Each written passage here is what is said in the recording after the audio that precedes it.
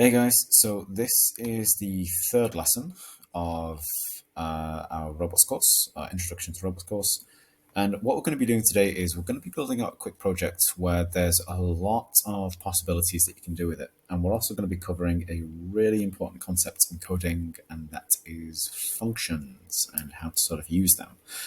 Really important that we master these. So I've chosen this project. So like I said, there's a lot of different ways you can do with it. So I'll walk you through the project, I'll walk you through the concepts, I'll then give you the bonus activities, and then I shall give you different ways that you can use it and different ways that I've used this in the past. That has been quite fun. So without further ado, let's have a play with this. So what we're going to be building is we're going to be building a disappearing bridge that works with the click of a button. So we have a button here. I run into the button and the button changes color. And then I've got to be quick, so I'll get across this. And 3 and 2. There we go. Now, and what we can see here is just the end, that bit of the bridge disappeared, and then this button has gone back to red. So what happens is the character touches the button changes color to show that it's activated, and then we have 3 parts here that is connected. One after the other, each part will disappear, reappear, and then the next one after a few seconds will disappear, reappear, and then the next one will disappear and reappear, and then this button will go back to normal. Now that is everything in the bonus activities. So we've actually got an easier version of this if you wanted to do this, but we've got to go through functions first. So what we're going to do is we're going to build out a quick function, and that will change the color just to introduce the concept. You guys then build this out, and then what we'll do is we'll work on the disappearing bridge bit together. Okay, all of the code will be inside these buttons here, so none of the code is going to be inside the bridge. All right, so without further ado, let's get on to building the introduction to what functions are. Now, the first thing that we're going to do is we're just going to do a quick recap with what we did last week. And the reason why we're going to do this is functions and variables, they work together. So variables are like the ingredients, and then functions is like cooking the ingredients into like a dish. So you always need the ingredients first. So you always need variables first. So what we're going to do here is we're just going to grab the information about this button, and we're going to store it into a variable. So this will be local, the name of the variable that we need. I'm going to call this button equals script dot parent, like that. Okay. Now onto the function. Now, normally, if we wanted to, I'll introduce functions first. Okay, so a function. Functions always go in 2 steps. Step 1 and then step 2. Now, I like to introduce functions as literally magic words. So step 1, we are creating, we are making the magic spell. Step 2, we are using the function. So we are using the magic spell. Yeah. So in this one, we're going to say what the magic spell is going to do. Blow something up, turn a mouse into an elephant, make a bridge disappear. And then at step 2, we are going to use it. So we say the magic words and then it happens. But we have to tell Lua what we want to happen first. So there's 4 things that we will need to do this. Now, the first thing you'll probably hopefully be quite familiar with. It's we want to keep it inside this local script. So it's going to be local. The next thing that we need is we need to tell Lua what we are creating here. We're not creating a variable, we are creating a function. So the next keyword that we will need will be function. So in this local script, make me a function. Now, the next thing I'm going to need here is I need to name the function, naming the magic spell, essentially. So we should always name this with what it's doing. So I'm just going to call this changing color. If you're going to do long names like this, which I encourage you to do, please make sure they are not separate. Otherwise, Lua will treat those as different things. So you always have to connect your words together. So I'm just going to connect them together like that with an underscore. So local, make a function, call it changing color. And then the final thing, and this is why I call it like magic spells, is we need parentheses or brackets going on the end. Now, think of this as you're like cupping your hands to shout very far, and you're shouting the magic words through your hands.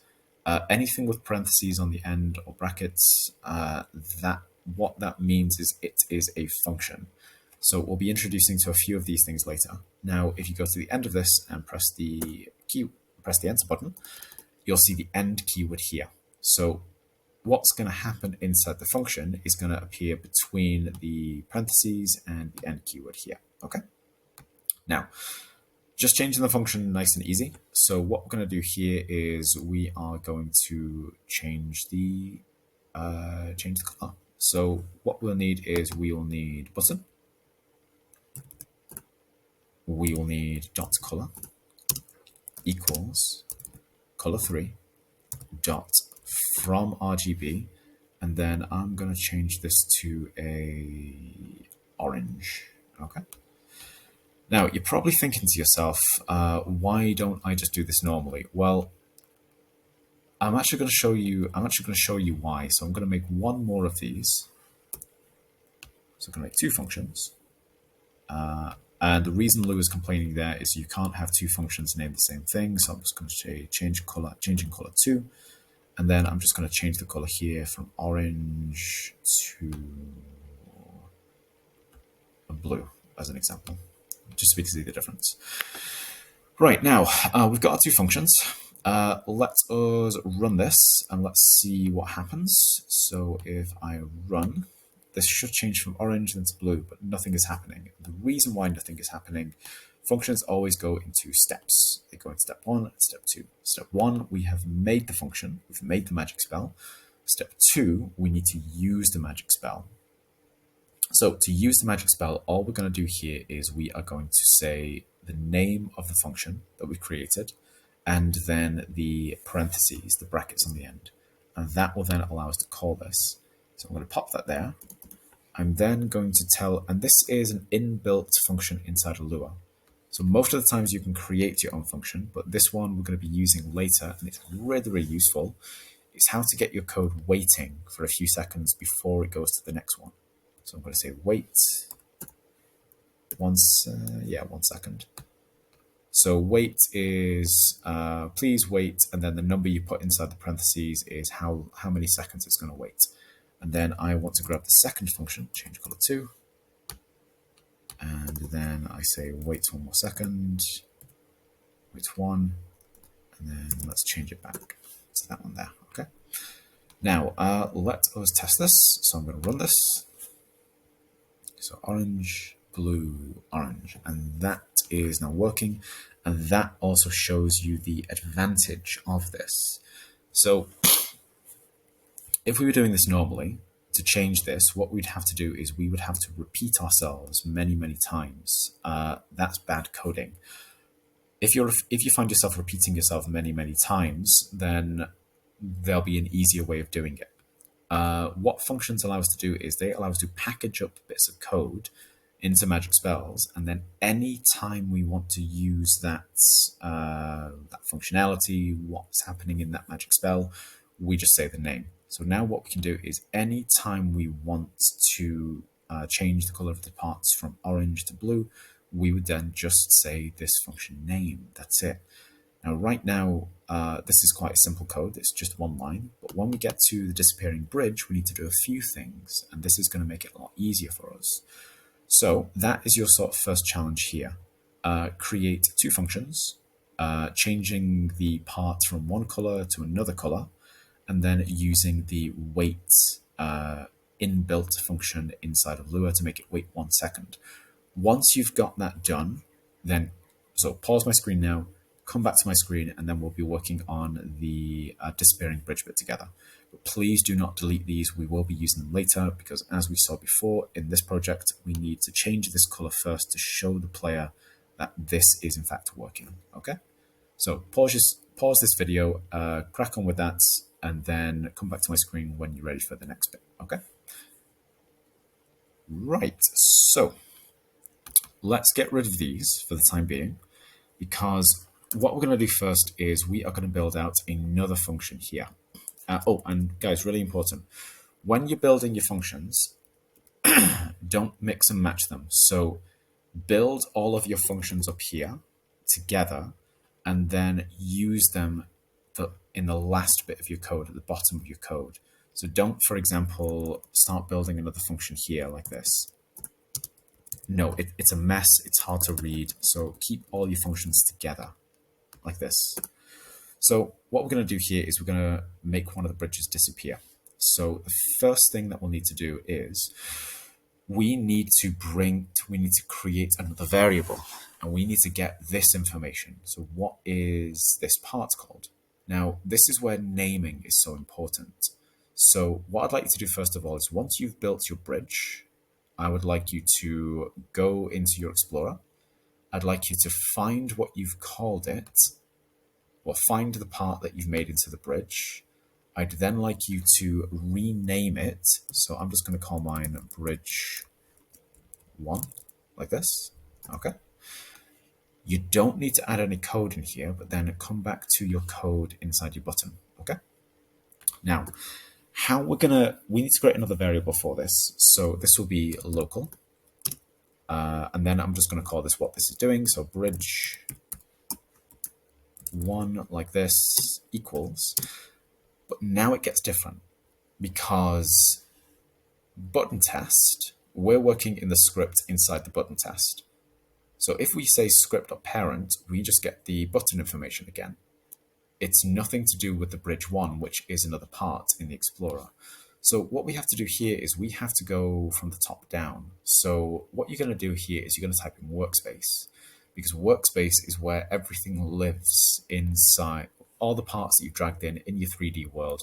This is where all the 3D parts live in your game. So you're going to type in workspace like this with a lowercase w, because Lua is quite nice. It's made a keyword for us here. What you're then going to do is you're going to make a pathway to the bridge 1 that you've created. So we make a pathway with a dot, and then we start typing in the name. And this is why naming is so important. If you just say part like this, there's way too many.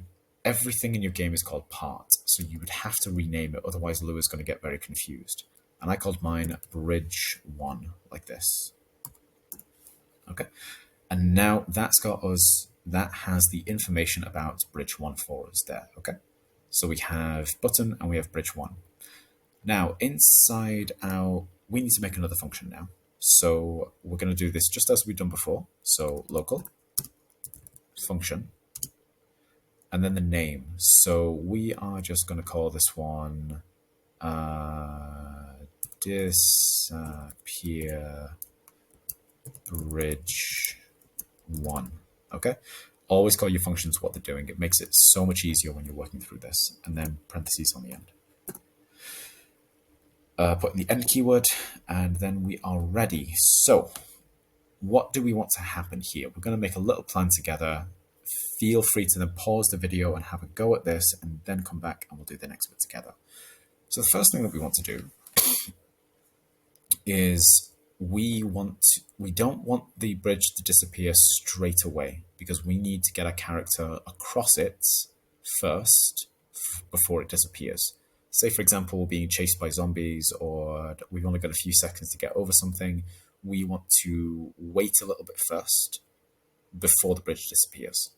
So we need to find a way of getting our code to wait for a few seconds, which I think you'll have a clue how to do. The next thing that we need to do is we need to turn the bridge 1 invisible. So we need to work with the transparency. The next thing that we need to do is we need to fall through the bridge, because, and we need to work with the can collide. Okay.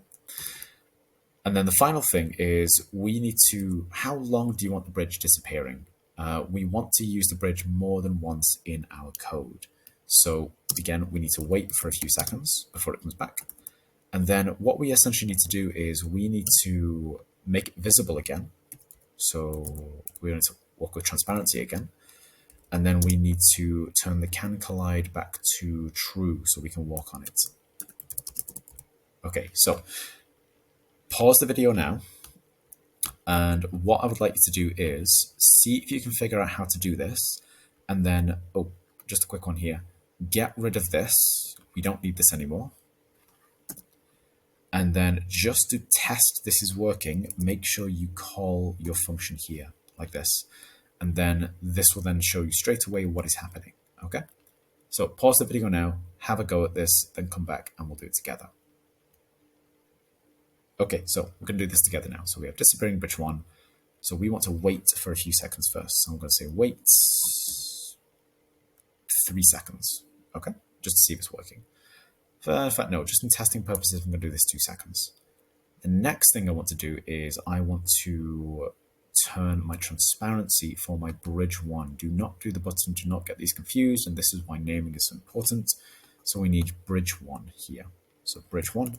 And this is why I told you, this is why I gave you the challenge in the first lesson to see if you could change everything with the code. So if you have done that, you'll know how to do this. If not, then this is another challenge for you. So bridge1.transparency equals, and let's say invisible, so this has to be 1. Next thing that we need to do is we need to turn the can collide off. So we're going to have bridge 1 again. Dot transparent can collide equals false, like that. Then that's going to be completely invisible. We're going to wait for a few seconds before bringing it back. So wait 2 seconds and then essentially just do the reverse. So bridge 1 equals 0 and bridge 1 dot wow. No, sorry, that's me being stupid. So bridge1.transparency. You probably saw me do a mistake there. Transparency equals 0. Sorry, my bad. So bridge1.transparency equals 0. So turn it visible again, and then bridge1.canCollide equals true. So we can now walk on top of this. There, like that. Let's test to see if that works. So I'm just going to run this here. 1, 2, 3. Good. 1, 2. There we go. That's working now. Now, there's one other thing that we need to do here. We've now confirmed this is working, but we only want to activate this function when the user touches the button. So this is something new. This is using an action. So here, what we have is we're calling our function. And this is activating the function straight away. We don't want to do that. We want to manually activate this function. So manually trigger the magic words. So please get rid of your function call, disappearing bridge 1. Now, what we have to do here is we have to connect our button and our disappearing bridge 1 together. So how we do that is we use the actions, and we're also going to use a inbuilt function inside of Lua. So we want bridge 1. Oh no, sorry, button. My bad.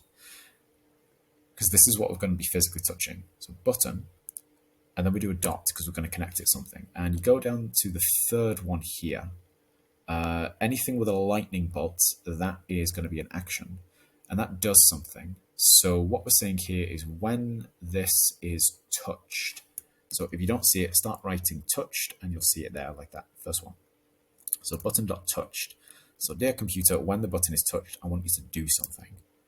And now what we want to do is we want to stick a function onto the end of this. And how you stick a function on the end of this is you use those 2 dots on top of each other, the colon there like that. Okay. Anytime you see this, what that means is we're going to stick a function on the end of something. So we're going to do something. And the function that we want is called, it's built into Lua, and it's called connect. Now what connect does is we can put in another function in here. And what will happen is anytime this button is touched, we want to connect it to our disappearing bridge 1. So let's try that. So disappearing bridge 1 there like that. Really important, you do not need the parentheses here inside connect. The reason why is the parentheses trigger the function. That's what's like the light switch. It turns it on and off. So when you see the parentheses, the function is going to run. We are manually triggering it on this line, so we don't need the parentheses on there because it's going to trigger whenever you touch the button. Right, let's try this now. So let's play.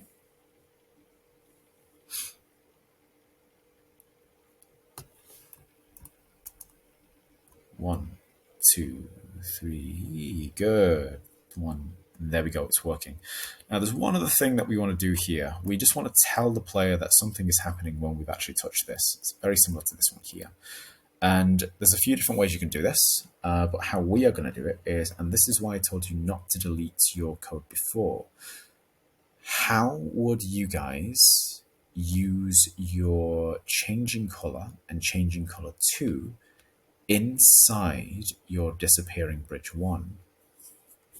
Now, what I will do is pause the video here, have a go, and then come back when you want to see how to do this, okay? But please have a go at this. So pause the video now and then come back in about a few minutes. Okay, so all you would do is you would grab your changing color 1, changing color, and then once the code is run, once the code is finished, then you just do changing color 2. That's it. And that's how you get them all working together.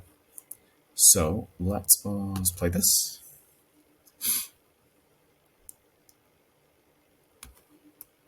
Let's touch that. 1, 2, 3. 1, 2. There we go. Good. Oh, I'm still touching it. Right, then, on that bombshell, what we're going to do in the next class, in the bonus, is we're essentially going to figure out how to connect all 3 of these bridges together. So what we've done here is we've just done the 1. What we want to do is we want to figure out a way of doing all of this together, one after the other, okay? So I'm going to stop there. And if you like the video, please share this with your friends.